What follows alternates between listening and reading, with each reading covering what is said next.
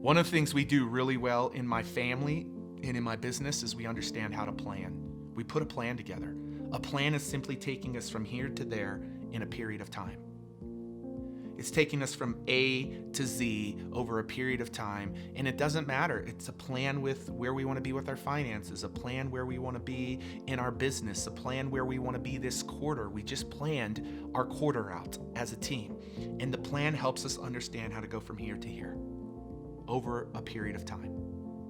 And one of the plans that I remember building, the first plan that I built was with my wife. My wife and I had just seen Cheaper by the Dozen, a movie with parents and 10 kids. And I said, babe, I want to have 10 kids. And she's like, you're crazy. And so I said, okay, how many kids do we want? And it opened up the dialogue of us putting our plan together to be parents. And so we talked about it, and we got really clear and said, we want to have 4 or 5 kids. We are going to have a couple of our own, and we're going to adopt a few. And so we put our plan together. We said over the next 5 to 10 years, that's what we're gonna do. And what I want you to understand is it is so important to have a plan in the areas of your life that matter most. Because a plan gives you a framework and something to work off of where you're at and where you wanna be. And so one of the very first mistakes that people make is they don't have a plan. I hope that you have a plan in the areas of life that matter the most to you. But let me tell you what doesn't get taught past the plan. A lot of people say, build a plan, build a strategic plan. So I want to ask you the question, are you doing that?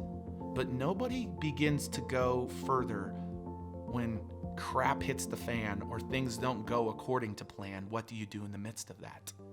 So I want to start off by saying it's foundational to have a plan. But what you do in the midst of the plan is what separates you from moving from here to maybe not even here. Because the plan it's not always perfect. And you don't always end up here. But I want to illustrate what you do in the midst of the plan. And it's this key word called pivot. Pivot! Pivot!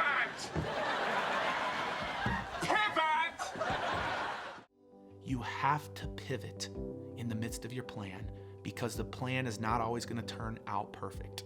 I call this the not so perfect plan.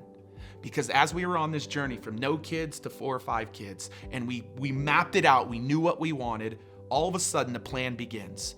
And all of a sudden we're told we are never going to have kids because of my wife's health challenges. She had lupus, and really a bad case of lupus. And so all of a sudden our plan is not going according to plan. And then all of a sudden it's like, okay, we had to make a pivot, and we decided we were going to take the adoption route. And so then we adopted our very first kid, and all of a sudden we bring her home, sweet little Emma, and the birth mom is excited for us to be her parents. And all of a sudden, 3 days after having her and celebrating with our friends, we get a phone call that the birth mom wants Emma back and that she can't give her away. She just couldn't do it. And we're furious and we're mad, and our plan isn't going according to plan. We've now got shot, like hit in the gut a couple of times. But my wife in that moment said, we're not taking ourselves out. We're continuing to stay in this adoption pool, and we're going to have a kiddo. And all of a sudden, about a year later, we have Keaton. And Keaton becomes our first child that we actually get to keep. And it's beautiful. And in the midst of that, it feels like we're getting more back on track with our plan. And then we have Mia, and holy cow, the plan actually feels better than what we even laid out in the first place. But while adopting our second baby girl, Mia, my wife has a stroke and loses her brain function 7 days after Mia's born. And I almost lose her. And now it's like the plan is back to below where I wanted it to be, where we had set out for it to be. And in that moment of almost losing her, I got asked a difficult question. Are you okay with being a parent to 2 kids, a single parent to 2 kids? And I had to make a decision in that moment to pivot and say yes, or nobody would have blamed me for saying no, because the plan wasn't going according to how I wanted. Miraculously, my wife got healed, and she walked out of the hospital 21 days later when the doctors didn't give her a lot of hope, and now it felt like things were back normal. And then all of a sudden, we have our third baby a few years later, a baby that we adopted from the foster system named Emma. The Emma that we lost on the front end, it's amazing how God brought another Emma back into our life. And now it's like, wow, we're back on track with where we wanted to be. But one of the coolest parts of this story for us is a year ago, we found out for the first time in 17 years that we were having a baby girl. First time we'd been pregnant. I actually just FaceTimed with her right now because she's in Michigan today. And literally what was told as an impossible thing, our plan going off track right out of the gates by saying we'd never have kids. 17 years later, for the first time, we got pregnant, and 12 weeks ago, we had our first biological baby. And now all of a sudden, what we thought was this beautiful, perfect plan, in the midst of it did not feel perfect, but at the end of it was better than what we could have ever even planned for.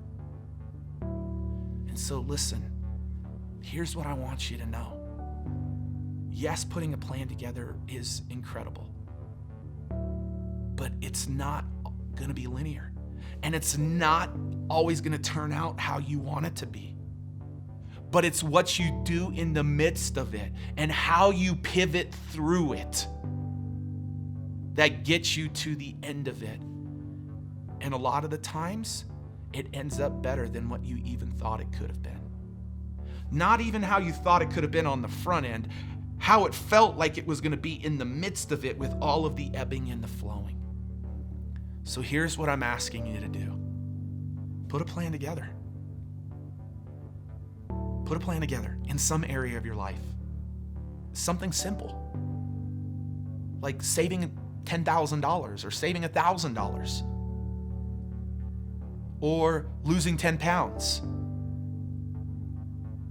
or attracting 5 new customers. Put a plan together and then map out the plan of how you're going to go from here to there. And I want you to visualize that plan, and I want you to see that plan coming to pass, like actually happening.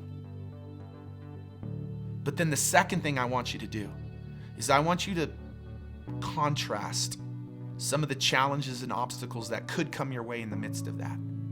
Maybe somebody tells you no. Maybe you go a week and you're spot on with your health and you don't lose any weight.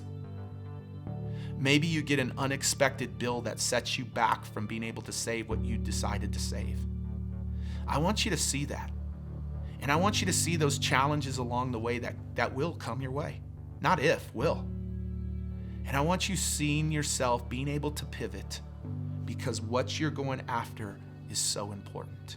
And even when you're down here, being able to pivot and make the adjustments to continue pursuing what you've set out to do. And a lot of the times, it'll actually be better than what you could have even planned it to be.